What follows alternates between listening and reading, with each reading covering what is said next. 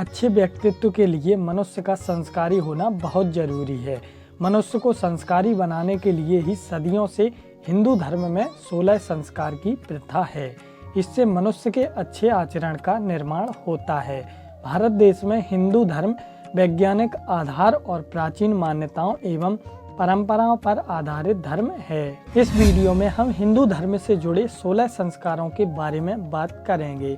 इससे पहले अगर आपने अभी तक हमारे YouTube चैनल सनातन धर्म टीवी को सब्सक्राइब नहीं किया है तो तुरंत सब्सक्राइब कर लें और वीडियो को लाइक करना ना भूलें, जिससे हमारे आने वाले वीडियो की नोटिफिकेशन आपके पास तुरंत पहुंच सके।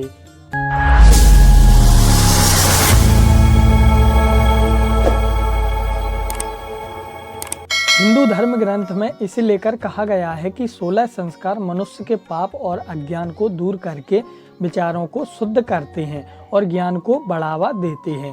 धार्मिक ग्रंथों में यह कहा गया है कि यह 16 संस्कार मनुष्य के व्यक्तित्व के विकास में विशेष महत्व रखते हैं।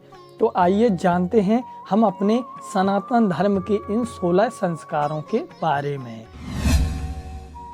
इसमें पहले नंबर पर आता है हमारा गर्भाधान संस्कार। गर्भाधान संस्कार में विवाहित स्त्री के द्वारा मन एवं विचारों को पवित्र करके स्वस्थ रूप से गर्भ धारण करना होता है, तब उसे स्वस्थ एवं बुद्धिमान संतान की प्राप्ति होती है। यह सभी संस्कारों में एक शिशु के लिए यह एक पहला संस्कार होता है जिसे गर्भाधान संस्कार कहा जाता है।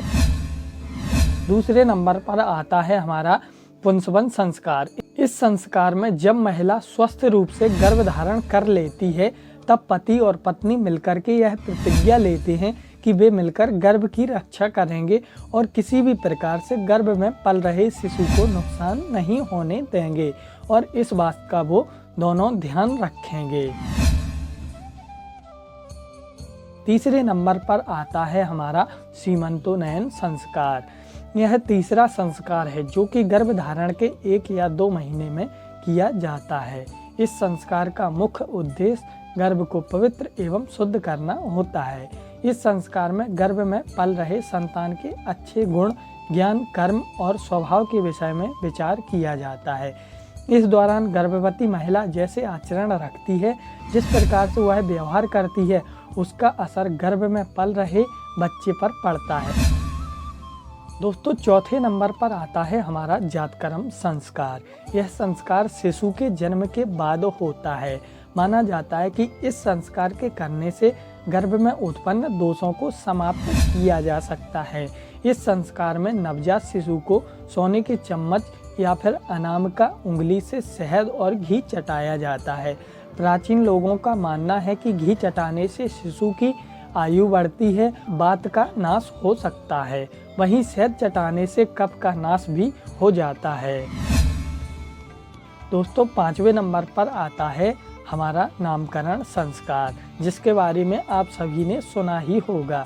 यह शिशु के जन्म के बाद उसके नाम रखने का एक नियम है। यह बहुत ही महत्वपूर्ण संस्कार है। किसी पंडित के द्वारा शिशु का नाम रखा जाता है। नाम का अक्षर भी सुझाया जाता है, जिससे परिवार वाले अपने पसंद से बच्चे का नाम रखते हैं और उसके मंगल भविष्य की कामना करते हैं। दोस्तों, 6वें नंबर पर आता है हमारा निष्क्रमण संस्कार। इस संस्कार में शिशु की आयु की वृद्धि की कामना की जाती है एवं बच्चे के उज्जवल भविष्य के लिए प्रार्थना की जाती है। यह संस्कार शिशु के 4 या 6 महीने पूरे होने के बाद किया जाता है। दोस्तों, 7वें नंबर पर आता है हमारा अन्नप्राशन संस्कार। इस संस्कार में शिशु के समस्त दोषों का नाश होता है जो मां के गर्भ के दौरान उसमें आ जाते हैं। इस संस्कार से नवजात शिशु को पहली बार अन्न खिलाया जाता है या अन्न से मुंह को जूठा किया जाता है।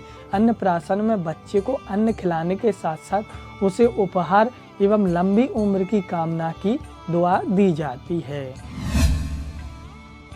8वें नंबर पर आता है मुंडन संस्कार। इस संस्कार में बच्चे के 1, 3, 5 अथवा 7 वर्ष पूरा करने के बाद बालों को किसी धार्मिक स्थल पर ले जा करके अथवा नदी के किनारे ले जाकर के बालों को उतारा जाता है। इस संस्कार को बपन क्रिया के नाम से भी जाना जाता है। इस संस्कार से बालक को बल और आयु की प्राप्ति होती है। दोस्तों 9वें नंबर पर आता है हमारा कर्ण भेदन संस्कार। इस संस्कार में बच्चे का कान छेदने का रस्म को पूरा किया जाता है। इस संस्कार को शिशु के जन्म के बाद 6 माह से लेकर के 5 वर्ष तक कभी भी किया जा सकता है।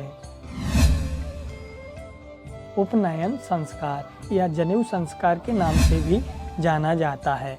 इस संस्कार में बालक को पूरे विधि विधान के साथ जनेऊ धारण करवाया जाता है।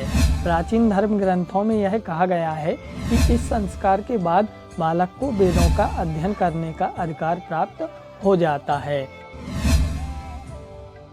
यज्ञोपवीत संस्कार के बाद आता है विद्यारंभ संस्कार। जैसा कि मैंने आपको बताया, यज्ञोपवीत के बाद विद्याध्ययन करने का समय प्रारंभ हो जाता है। प्राचीन काल में इस संस्कार से बच्चों को शिक्षा प्रारंभ होती थी।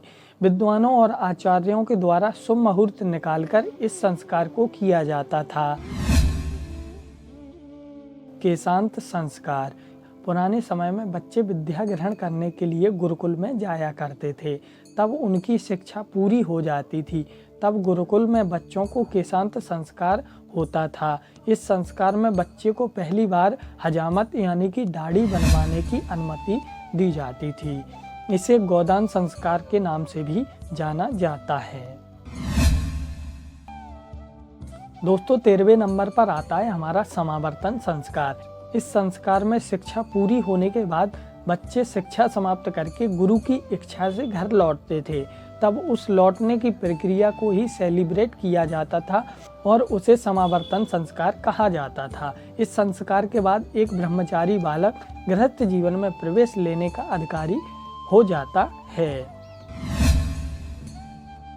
तो दोस्तों 14वें नंबर पर आता है हमारा विवाह संस्कार। यह जीवन का सबसे महत्वपूर्ण संस्कार है, जिसमें स्त्री और पुरुष माता पिता की आज्ञा से देवी देवताओं की पूजा आराधना और विवाह नियम के साथ विवाह करके गृहस्थ आश्रम में प्रवेश करते हैं। 15वें नंबर पर आता है हमारा विवाह अग्नि संस्कार। इस संस्कार में वर वधू द्वारा विवाह के दौरान किए गए हवन यानी कि विवाह अग्नि को शादी के बाद नवविवाहित जोड़े के द्वारा अपने घर में लाकर पवित्र स्थान पर प्रज्वलित किया जाता है। दोस्तों 16वें नंबर पर आता है अंत्येष्टि संस्कार यानी कि जिसे हम अंतिम संस्कार भी कहते हैं।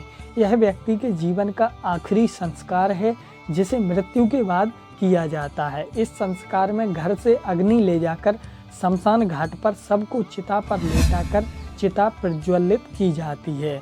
तो दोस्तों ये थे हमारे जीवन से जुड़े हुए 16 संस्कार, जिसे मैंने आपको बताने का प्रयास किया। अगर आपको हमारी ये वीडियो अच्छी लगी हो तो कमेंट बॉक्स में जय श्री राम लिखना ना भूलें और वीडियो को लाइक करें और चैनल को सब्सक्राइब करना तो बिल्कुल भी ना भूलें। जय जय श्री राम, जय श्री राधे।